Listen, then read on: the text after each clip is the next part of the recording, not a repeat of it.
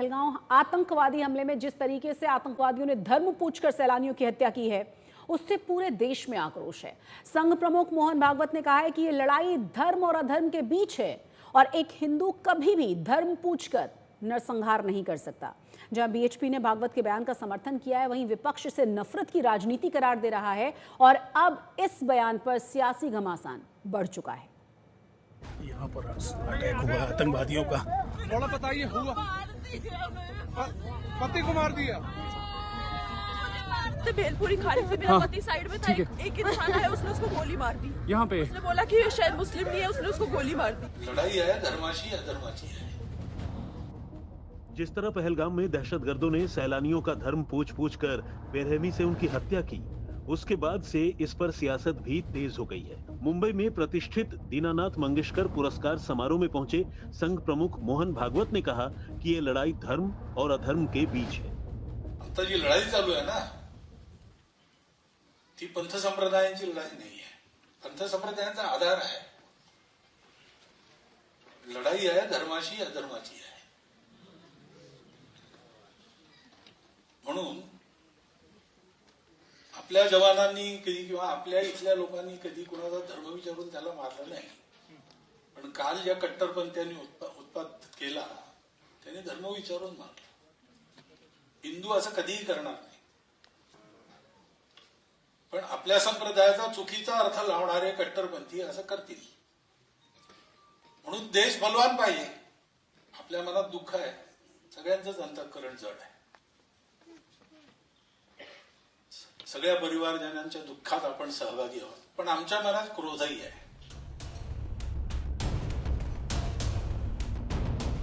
मोहन भागवत के इस बयान के मायने समझने के लिए आपको आतंकी हमले के पीड़ितों की जुबानी खौफ की वो कहानी सुननी होगी। बोले मत चलो, हम लोग कुछ नहीं कर रहे हैं।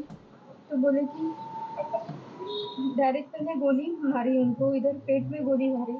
फिर उससे उन्होंने पूछा कि हिंदू कौन है, खाली हिंदू पूछा। फिर बाद में उन्होंने चेहरा देखा नहीं था हमने उसका। जब मेरे भाई को उन कायरों ने रोका और बिठाया अपने घुटने के बल पे, और घुटने के बल पे बिठा के उससे पूछा मेरे भाई से कि किस धर्म के हो, तो उसने बोला मैं तो ईसाई हूँ। बोले तो क्या हो गया, कलमा पढ़ के सुनाओ। और मैं और शुभम बैठ के मैगी खाने जा रहे थे।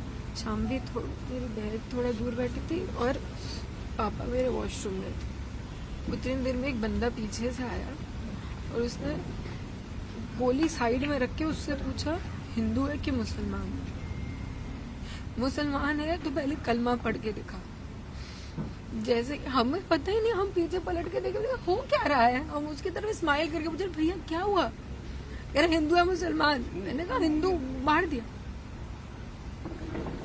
पहली गन उसी पे चलाई, उसके बाद 70 लोगों को मार दिया।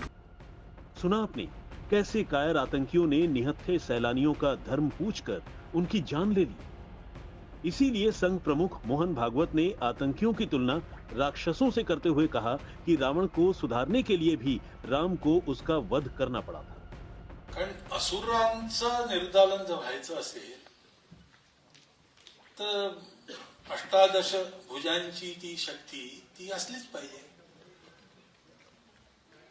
चांगलेपणा दुरुस्त करायचे जे सृष्टीचे मार्ग आहेत, त्याच्यात एक मार्ग असा समजावून देण्याचा असतो, म्हणजे अनुभव येतात निर्णय, त्यातून मनुष्य शिकतो, सुधारतो स्वतःला। काही लोक असे असतात थोडे, ते नाहीच सुधरत। कारण जे शरीर मन बुद्धी त्यांनी धारण केली आहे त्याच्यात आता परिवर्तन शक्य नाही।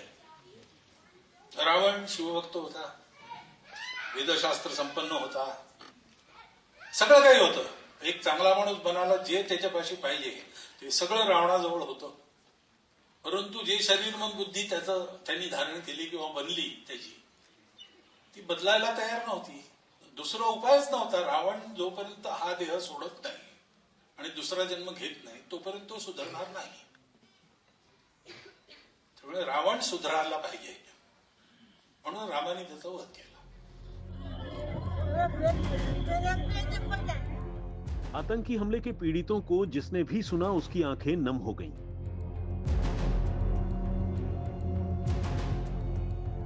सवाल है कि दहशतगर्द इतनी नफरत आखिर कहां से लाते?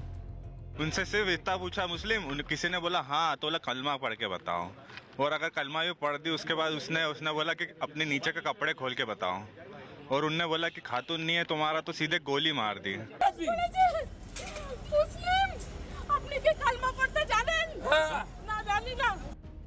संघ प्रमुख के बयान पर विपक्ष हमलावर दिख रहा है।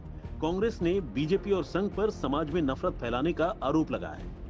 आप पिछले 2-4 दिन से देखिए, सिर्फ हिंदू मुस्लिम कर रखा है, टेलीविजन ने कर रखा है, संघ के लोगों ने कर रखा है, भारतीय जनता पार्टी के लोगों ने कर रखा है।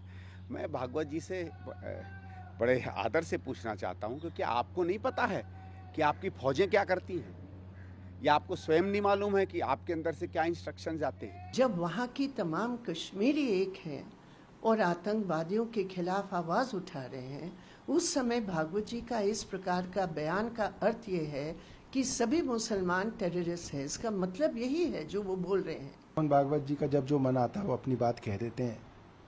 उनकी पार्टी के, उनके विचारधारा के लोग तमाम गलत बयानबाजी करते हैं, बीच में वो निकल के आते हैं, वो थोड़ा ज्ञान दे देते हैं, छप जाता है जी मोहन भागवत जी ने ये कह दिया, फिर वो बयानबाजी चलती रहती है, फिर वो कोई और बयान दे देते हैं। वहीं समाजवादी पार्टी के अध्यक्ष अखिलेश यादव से जब मीडिया ने मोहन भागवत के बयान पर सवाल पूछा तो उन्होंने उनका नाम लिए बिना मोदी सरकार पर निशाना साधा और हमले के पीछे सुरक्षा एजेंसियों की नाकामी को बताया। आरएसएस प्रमुख मोहन भागवत ने कहा है कि इस तरीके से धर्म पूछ करके हत्या करना किसी हिंदू का काम नहीं हो सकता है, कि धर्म विशेष के लोग ऐसा कर रहे हैं। सबसे बड़ी चूक जो हुई है वो चूक है इंटेलिजेंस, जो इंटेलिजेंस फेलियर है।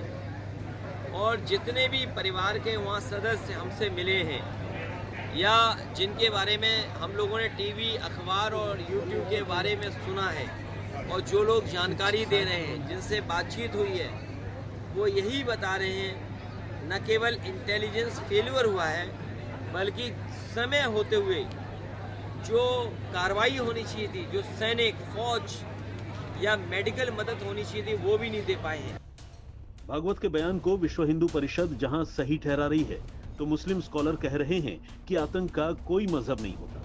मुझे लगता है कि पूजनीय भागवत जी की बात को स्मरण करना चाहिए। उन्होंने कहा कि ये जो युद्ध है, धर्म और अधर्म का युद्ध है, पापी और पुण्यात्मा का युद्ध है, राष्ट्र और राष्ट्रद्रोहियों के बीच का युद्ध है। और इसको मैं कहूँ हिंदू और मुसलमान का युद्ध भी कहो तो बुराई नहीं है, क्योंकि मुसलमान का मतलब मैं यहाँ कह रहा हूँ वो कट्टरपंथी जिहादी इस्लाम। इसको हिंदू मुसलमान के चश्मे से देखना मैं समझता हूँ बेवकूफ़ी है। दहशतगर्दी का कोई धर्म नहीं होता, दहशतगर्द होता है। इस्लाम अमन और शांति का मजहब है। जो लोग इसको इस्लाम से जोड़कर कहते हैं कि ये मुसलमान आतंकवादी थे, तो इस्लाम तो ये कहता है कि अगर किसी ने किसी एक बेकसूर इंसान को जान से मार दिया तो वो ऐसा है जैसे उसने पूरी इंसानियत को मार दिया। घाटी में आतंकी हमले तो कई बार हो चुके हैं, लेकिन ये पहली बार है जब आतंकियों ने हिंदुओं को चुन चुनकर निशाना बनाया। आज तक ब्यूरो।